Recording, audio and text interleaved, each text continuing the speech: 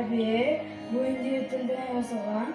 Muharrem tilinde yazılgan Kur'an kitabı deb atalak oğlum. Bu tilini öğrenip olamı abi? Olasın oğlum. Var tırışırlarına kire. Tırışta yüksek her nerseni ben alalım. Этот любознательный мальчик усвоил метрическую письменность, научился работать с архивными документами, изучил историю своих предков и составил родословную.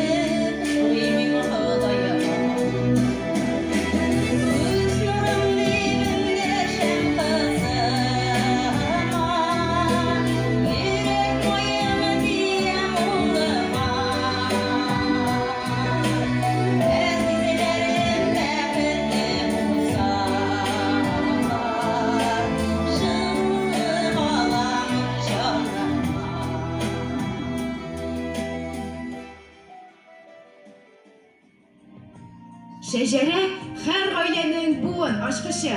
Şimdi buğunun bilgenler, nesil sakşısı, nesil jiplerin barlav, inkur kemhadet, ata babalardan kalgan izgi emanet. Bizde de var şundayet ki nesil ağaçı bir branga kışaklasa jetmez kulaşı. Min şuşa izgi ağaçının neni tırmağa tatarlığım babamlarda şunu almadım. Bundan bunga düşer bu yokta miras. Nesil şıldırı üzülmez gel yolgap turgaç. Sekiz bala jırlap tudı şul bir itekte. Birem hüner taptı biri jirlikte.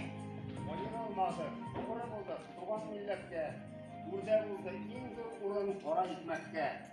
Rayon için yandık gidik, helal küç tüktük. Maktavlı da dereceli ağır yol öttük.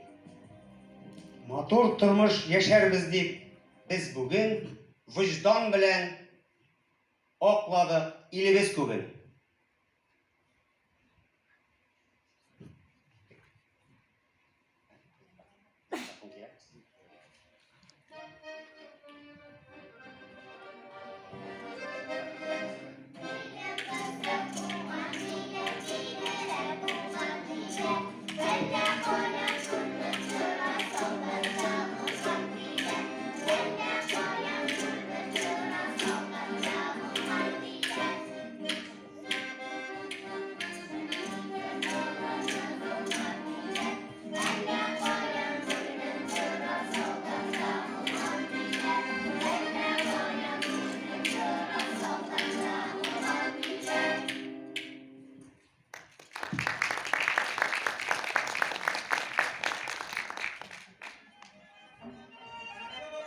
Kilin bulup düşken yırtın gajen.